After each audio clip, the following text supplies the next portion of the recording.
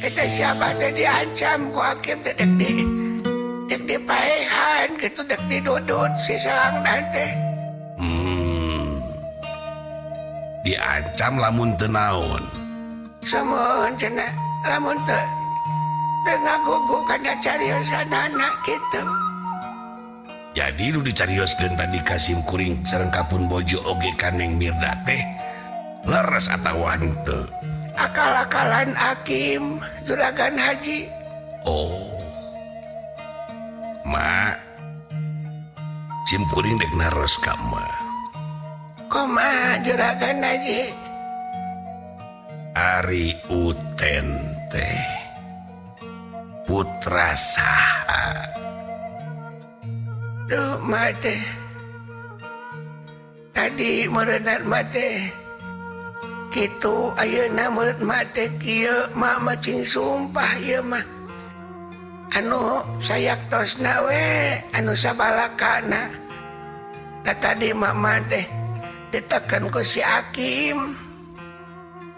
Ayeuna mah mate mama hayang salamet we ulah dikapolisikeun.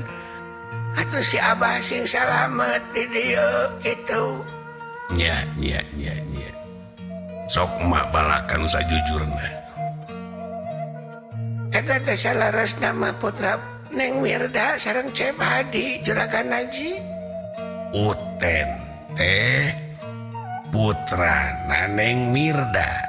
Laras juragan haji hapunten mah hapunten ulah di kapolisi kan mama dak terang nanaon atuh.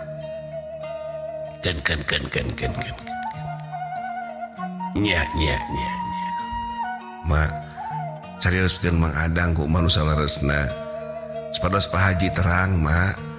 Cek urang ka Maiti supaya Maiti bisa balaka ka Pak Haji Hamid. Tuluy Maiti pok de Cumarita. Laras juragan haji antawis Acep, Hakim, Adang teh eta teh jalmi jahat hungkul. Mama sakitu we mama lim ditaros deui. Kan mama tulungan we ma ulah dugikeun ka cacanak deui kitu. Tapi da aya mah geus teu aya beungeurna ge mah. Teu aya ka mana juragan haji? Nyeta. Gara-gara ucapan mate Neng Mirda arwih ti dieu. Aduh Gusti.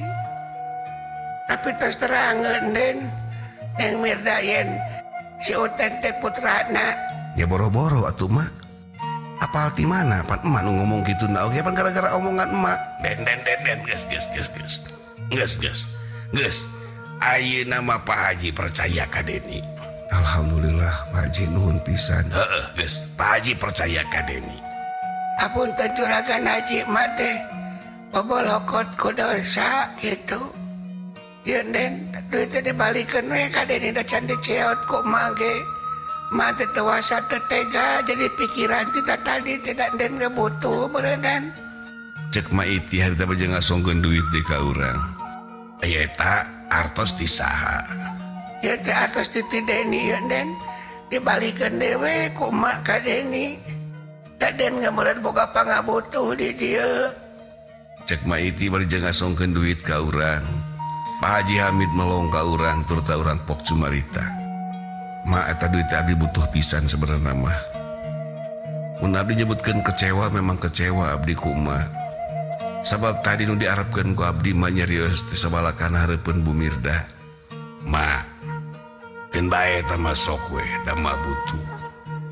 Sakuan we kumaha. Hapunten juragan haji mah teh isin pisan. Keun bae.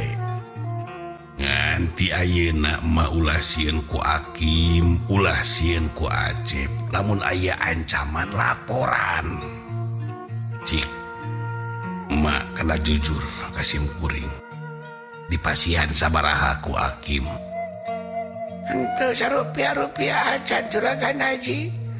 Cek Maiti harita bari jeung ngecelakeun Cimata.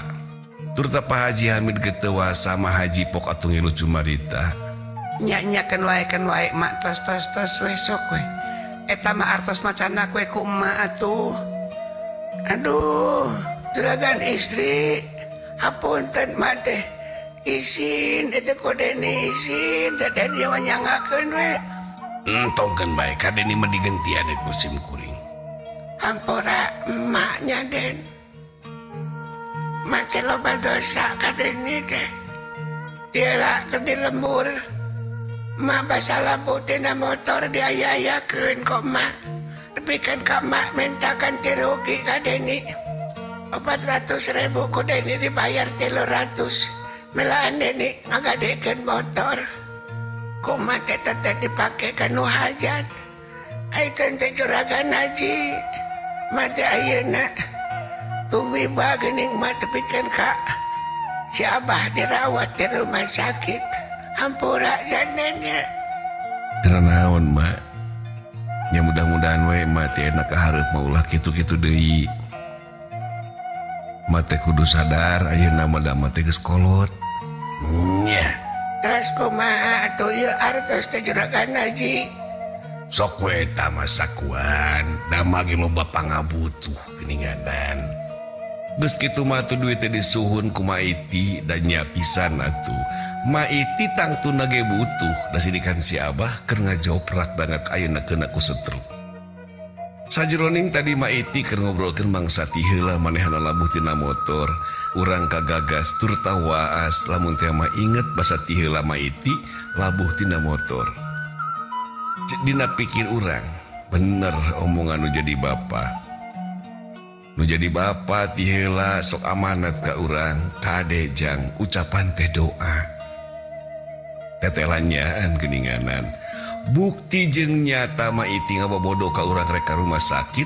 Ayeuna mah kajadian Maiti ka rumah sakit ngubaran si Abah nu keur ngajoprak keuna ku panyakit stroke. Tekung silila ti harita Maiti mah atuh ngaleos ninggalkeun urang salarea. Tur ta manehanana katingali bari moyongkot jeung ngecelakeun ku Cimata. Ningali Maiti kaayaan kitu mah hate leutik mah watir jeung karunya ka Maiti.